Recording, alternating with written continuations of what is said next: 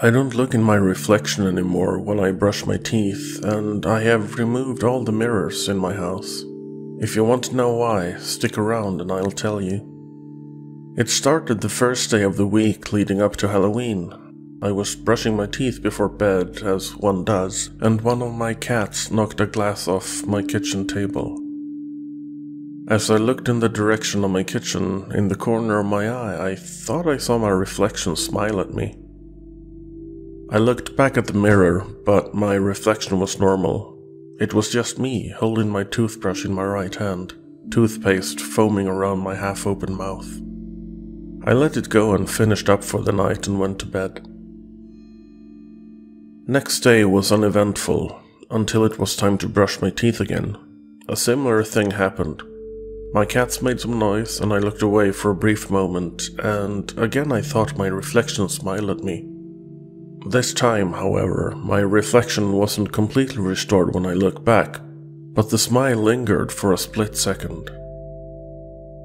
I took a half step back, my heart pumping faster, my skin getting goose pimples, while a shiver went down my spine, my toothbrush, like the day before, hanging halfway out of my mouth.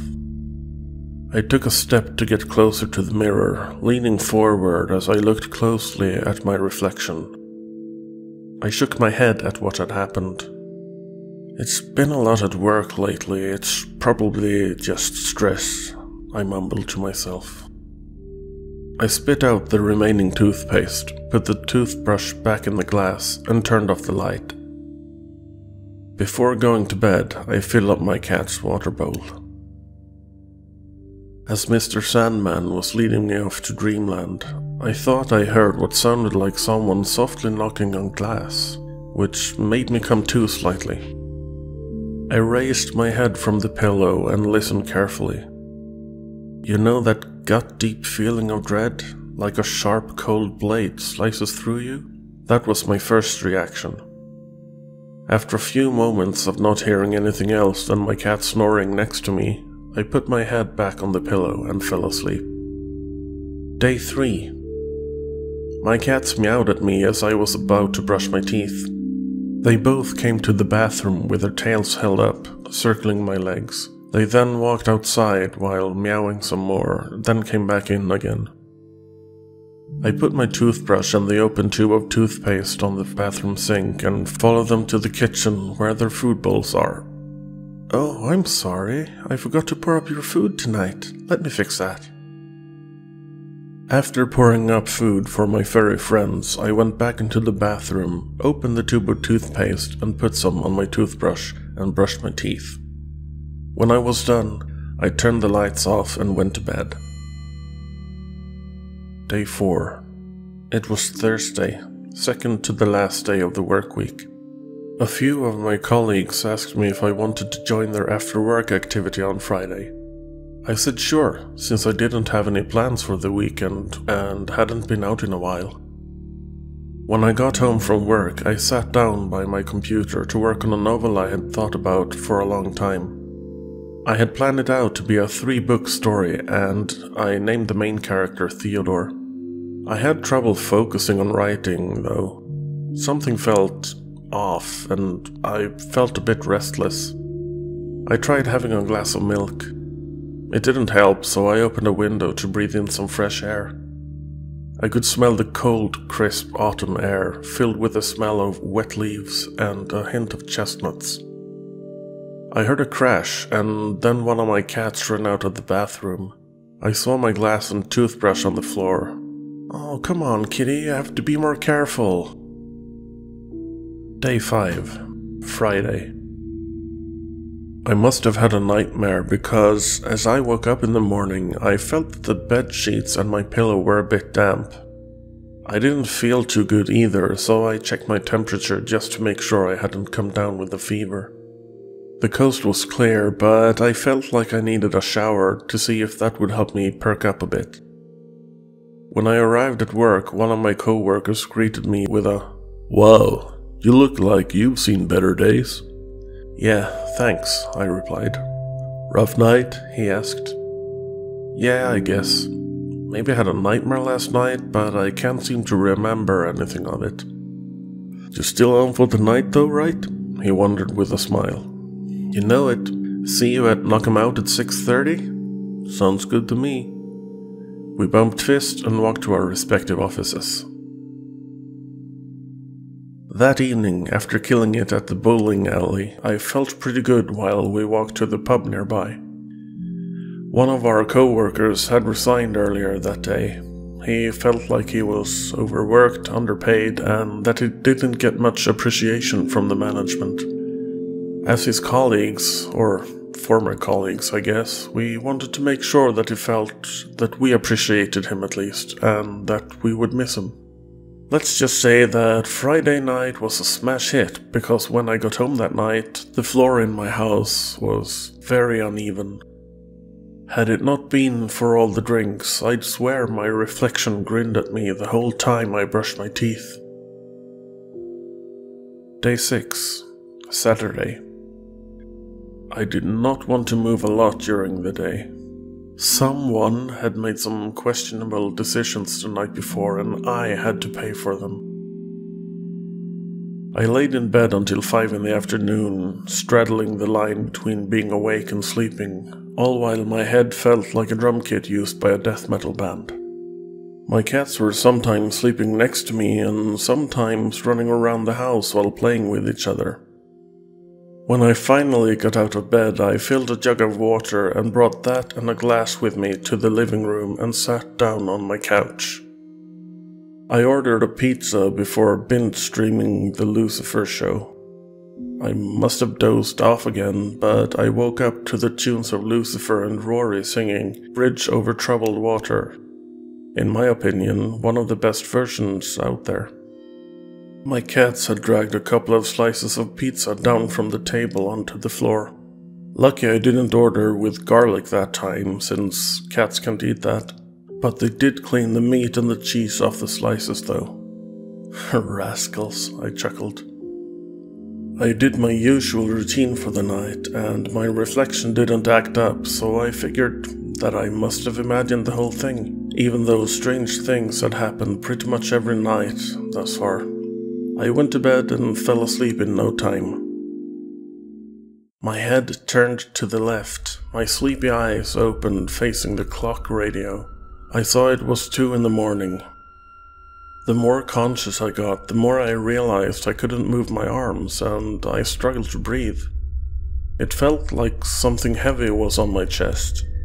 As I turned my head forward to face the ceiling, I saw me, or more accurately, my reflection. He had a menacing smile. I tried to scream, but I couldn't. My voice wouldn't leave my throat. He opened his mouth to speak.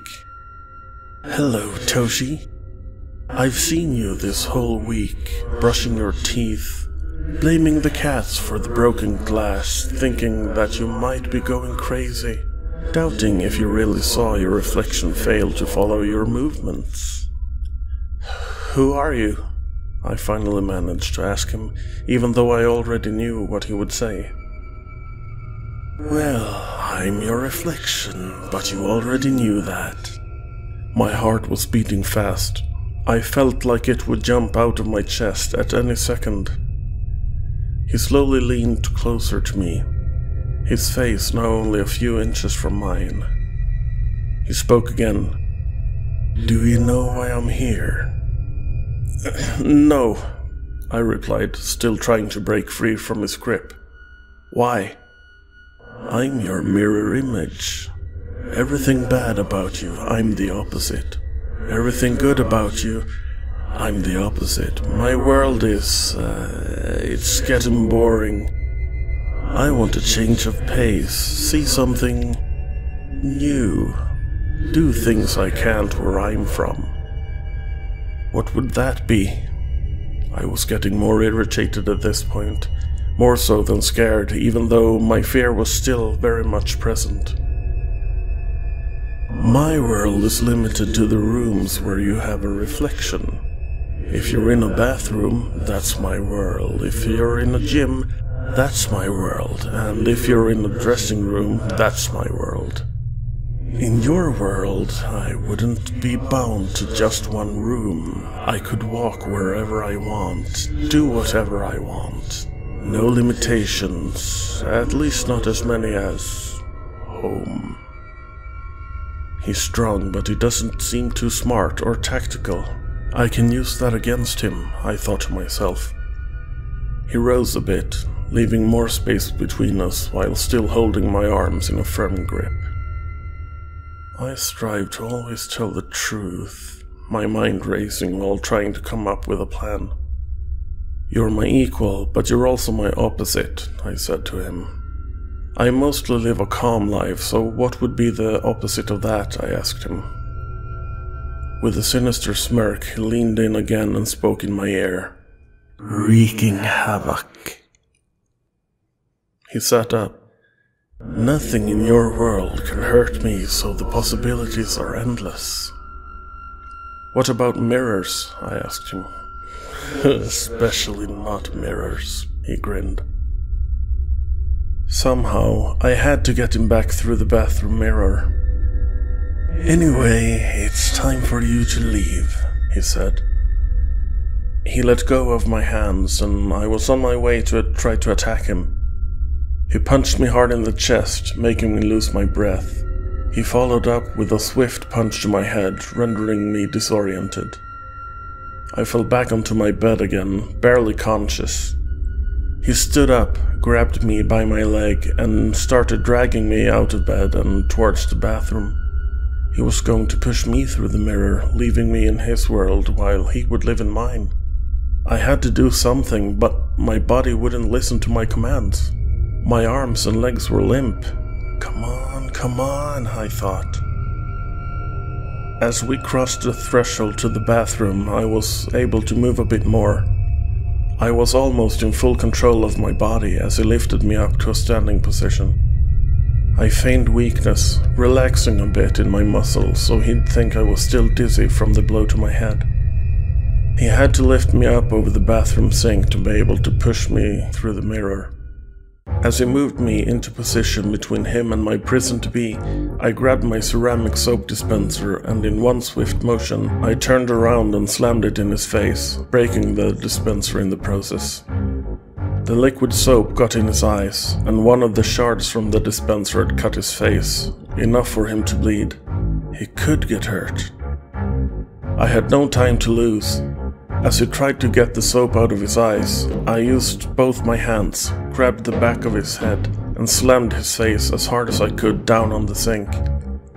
He grunted in pain as I slammed his head down again. I wasn't nearly as strong as him, but I was the better strategist and fighter. While he was disoriented, I kept hitting him with all my strength, ramming him into different hard surfaces in the bathroom. He finally fell over.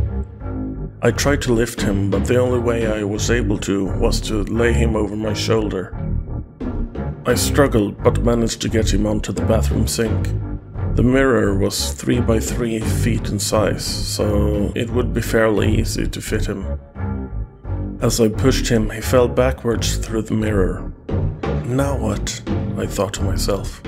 If I leave the mirror in one piece, he'll just come back through when he wakes up. Think, I grunted. A cast iron pan. I ran to the kitchen and grabbed the one I had on the stove. As I came back to the bathroom, I saw my reflection standing up, grinning at me as I stood there panting. He rushed towards the mirror as I raised the pan like a tennis racket, and with a scream I threw it. Just as his hand grabbed the edges of the mirror, the pan met the surface of it. The sound of glass breaking echoed through the house. Still breathing heavily, I began to calm down. Slowly, I walked closer to the sink. I looked down at the broken shards that was once a single piece of reflective glass. I couldn't see him anymore. I rested my arms on the edge of the sink as I took a half step back and leaned forward, resting my head on my arms. A hand grabbed me. My heart skipped a beat. I raised my head, meeting his eyes in the cracked mirror. Parts of his face was in one piece, other parts in another. He glared at me with pure malice and hatred in his eyes, his grip firmer than ever. Without hesitation, I grabbed one of the shards and rammed it into his wrist, again and again, until he let go. I then grabbed the pan again, grinding the shards to everything but dust. Exhausted, I collapsed on the floor. At least he couldn't get through now. After a while, my cats came hesitantly towards me. I reached out my hand, letting them smell me before I started petting them. I carry the trauma with me, and I now avoid mirrors. I had all the mirrors removed from my home. From time to time, I visit my favorite pub, and as I sit on a stool by the bar, I can see my reflection, staring at me with a grin.